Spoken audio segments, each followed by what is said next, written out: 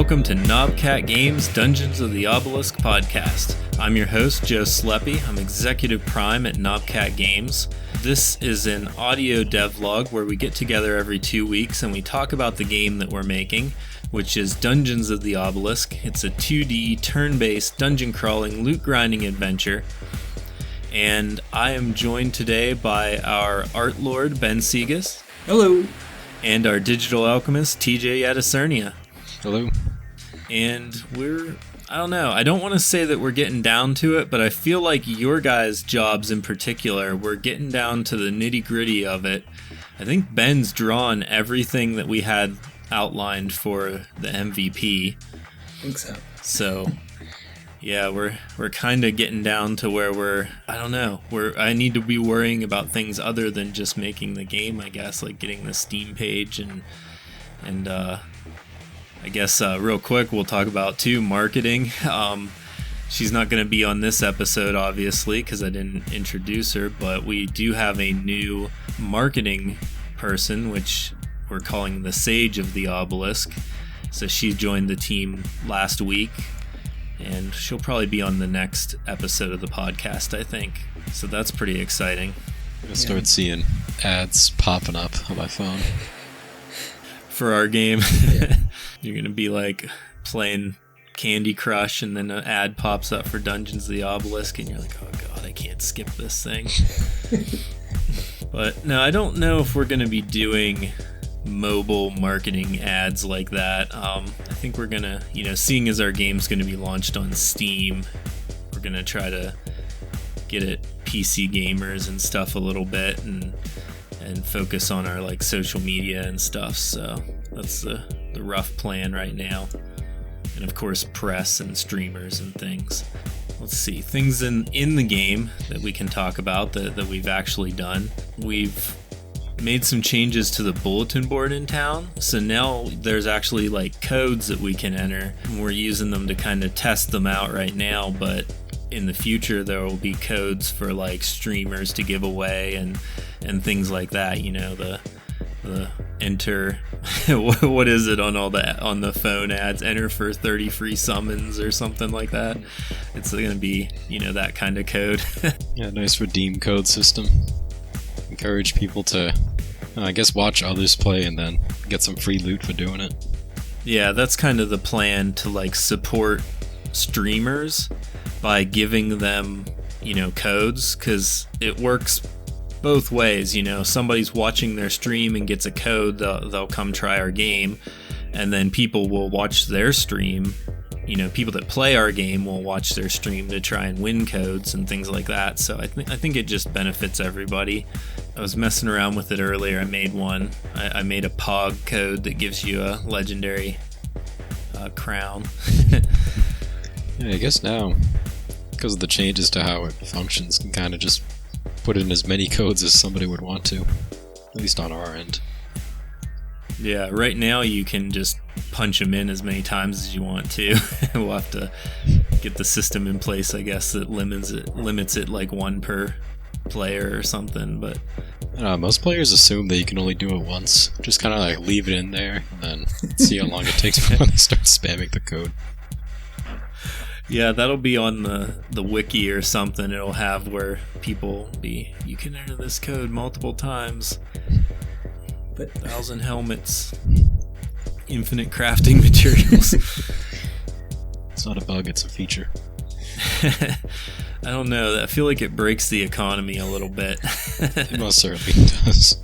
But right now, I feel like the code we have is pretty good. That's probably what it'll end up being, but it's going to be like a couple resources, a couple like energy, whatever's in that grinder thunder pack. That's a pretty good thing to get for free, I think.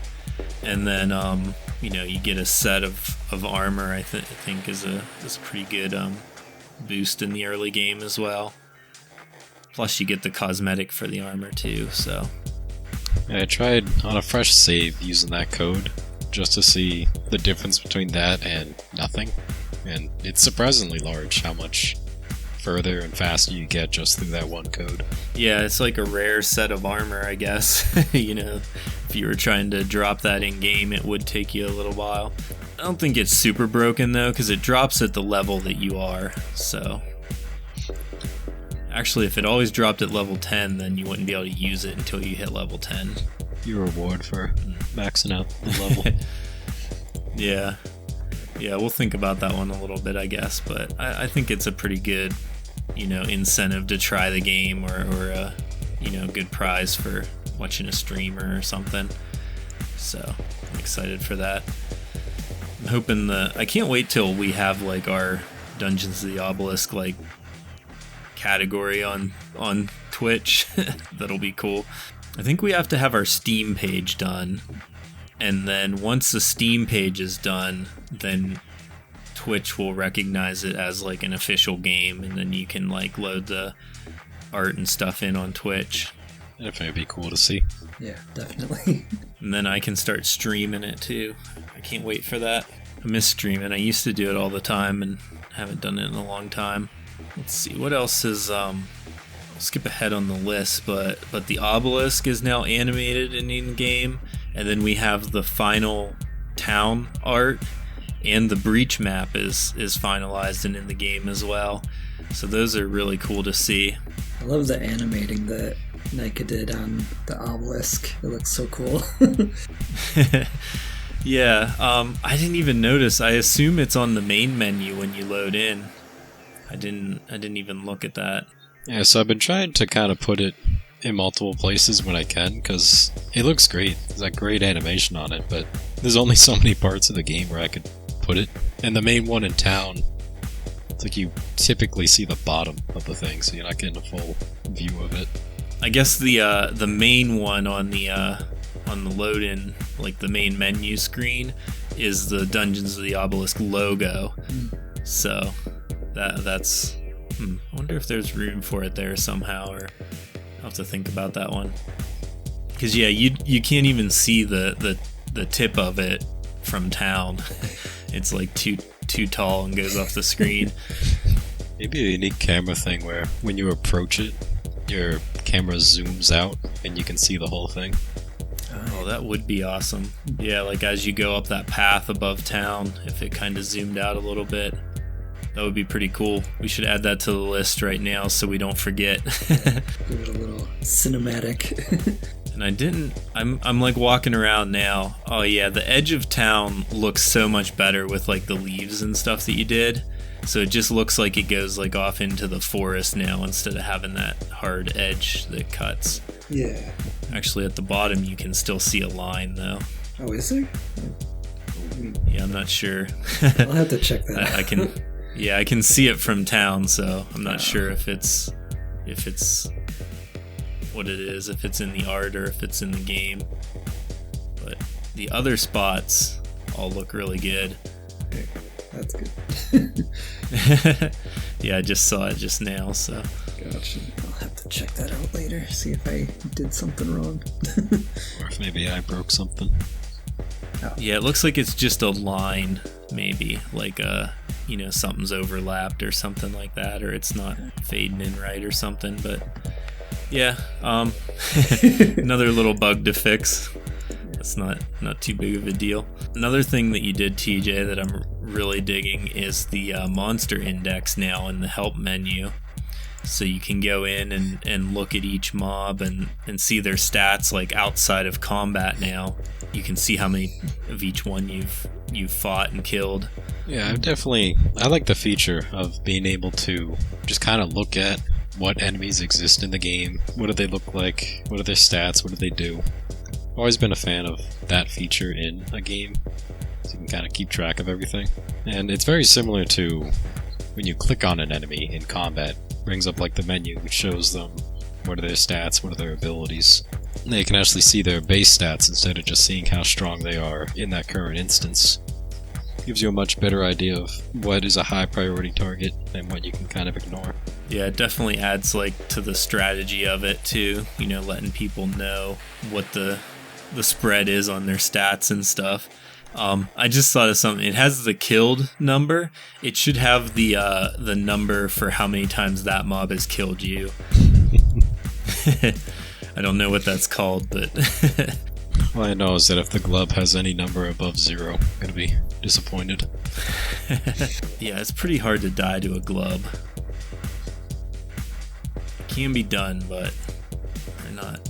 They're designed so that they're not supposed to be able to hurt you that much.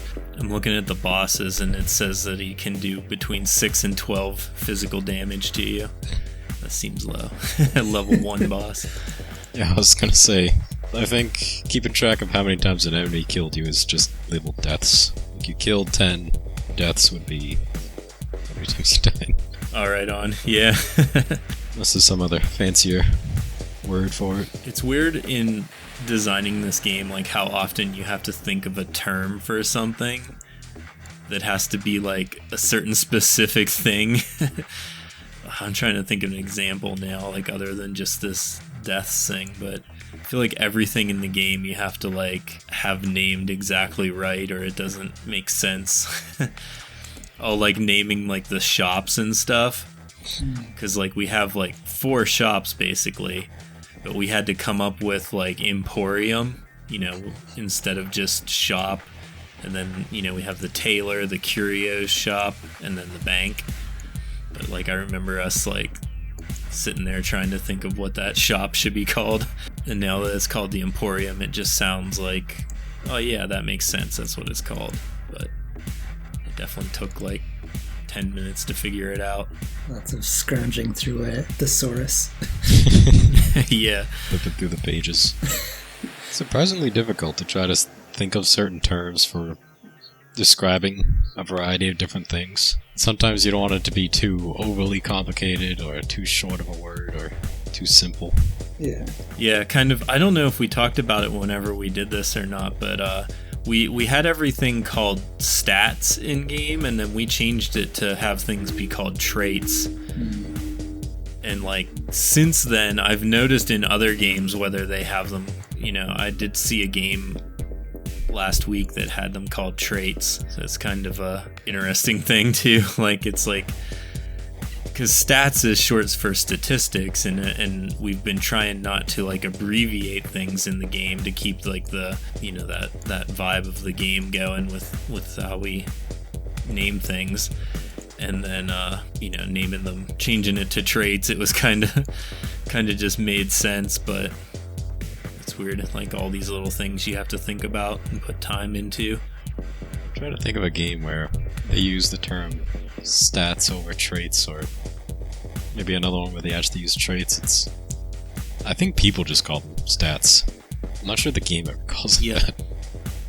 I still call them stats too, but like even though I'm the one that like decided to change them to traits, I try to like when I'm talking be like official sometimes, but I definitely still call them stats.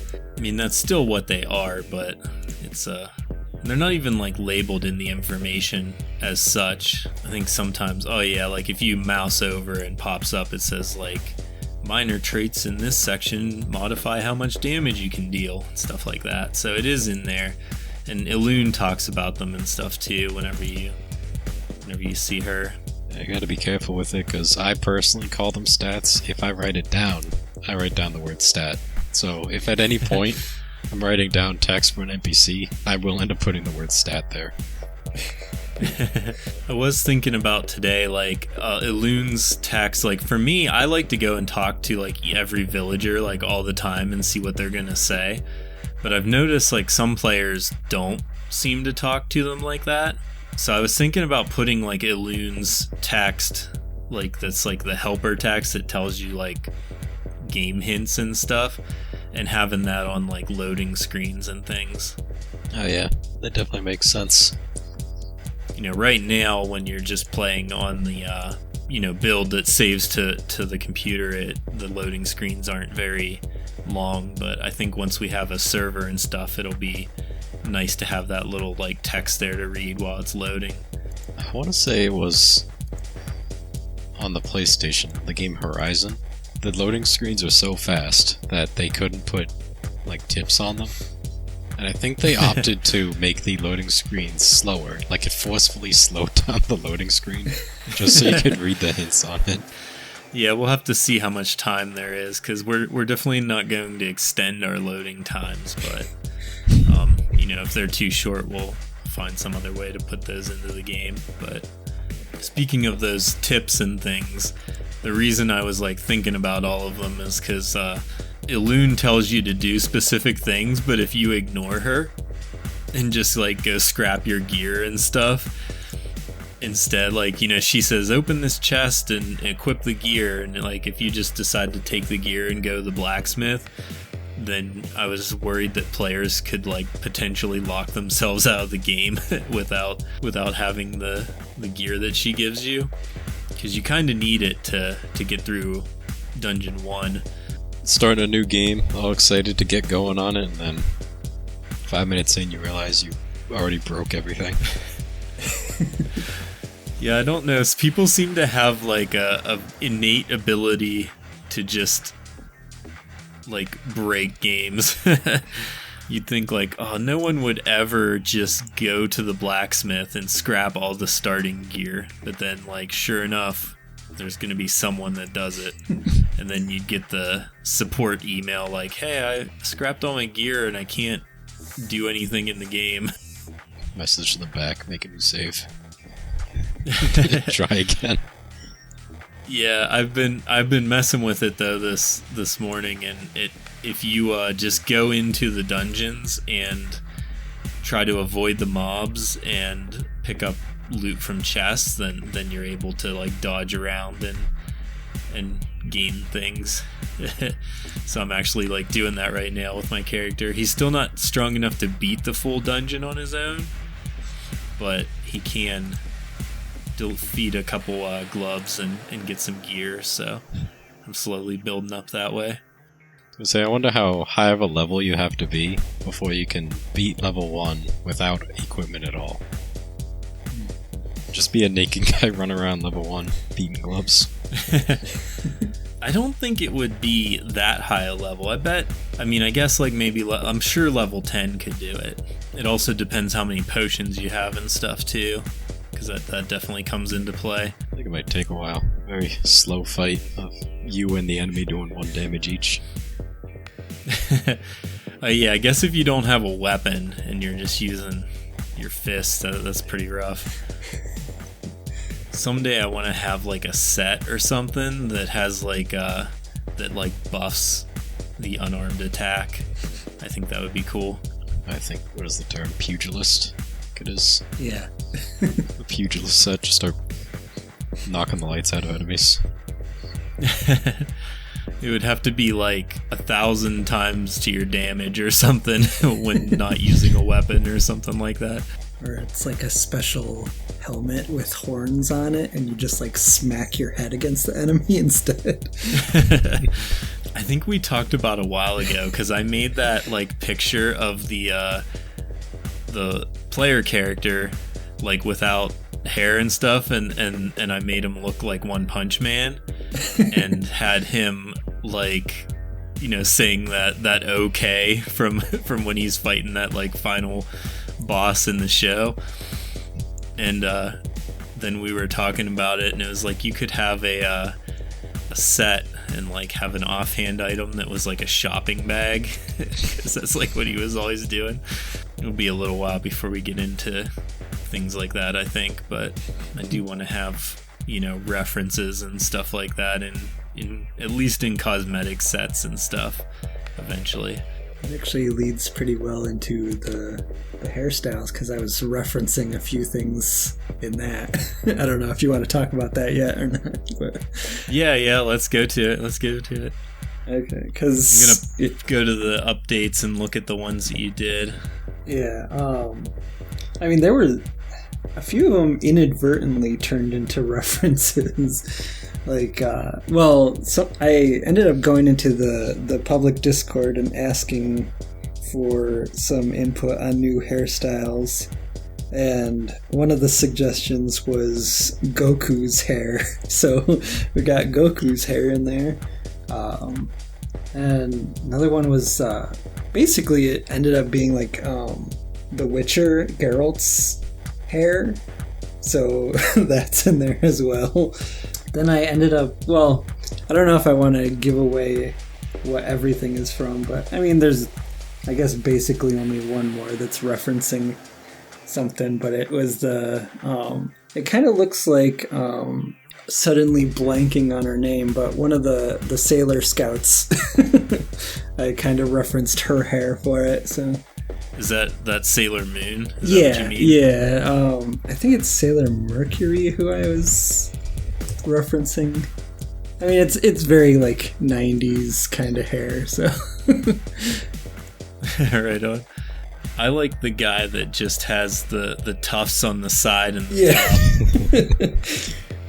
Yeah, I don't know what was going on in my head for that one. I just was thinking, you know what, somebody's gonna want something funny like that, so let's go for it. Yeah, I always try to make my character like look like myself. Yeah. But I know like some people just love having like the goofiest character. Yeah. It's definitely me. I like to... The funnier looking the character, the better the character. Yeah.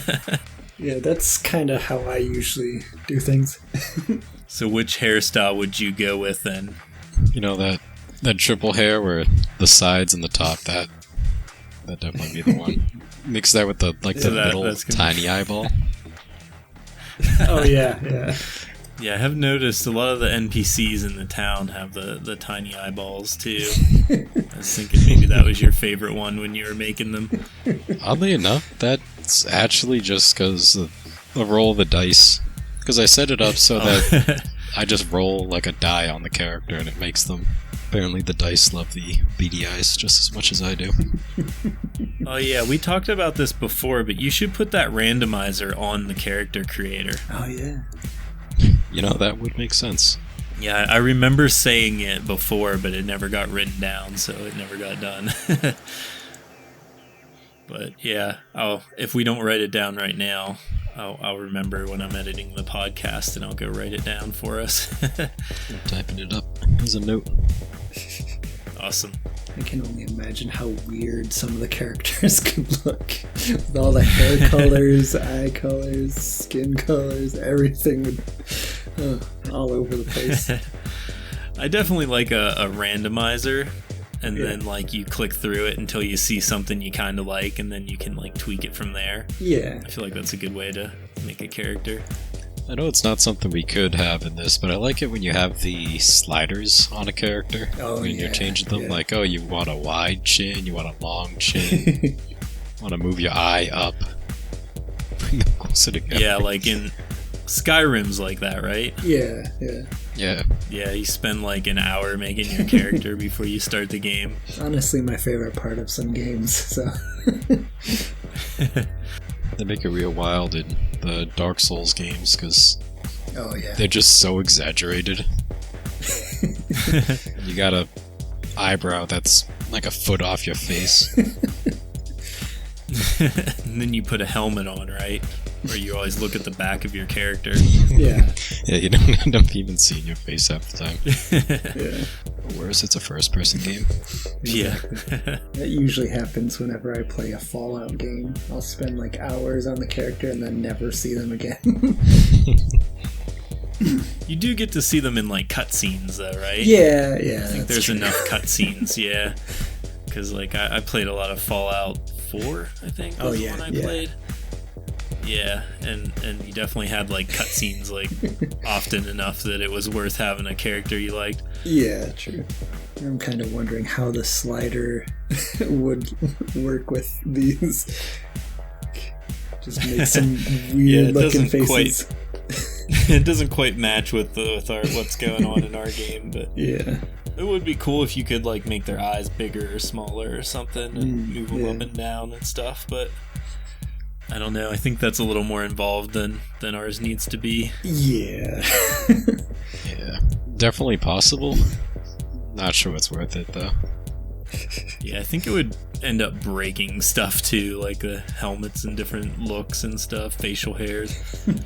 I think our character creator is pretty robust now with like all the hairstyles you've done and Yeah. the color options and stuff. I think there's something there for everybody. Hope so. I just looked at the time. I can't believe that we've made it 30 minutes already on the stuff that we had. I was like, this is probably going to be a short one. Yeah. But I think I'm gonna wrap this up. If you've been listening to this show and you've made it the whole way to the end, thank you so much for your interest in our game. If you're not in our Discord, go to knobcat.com.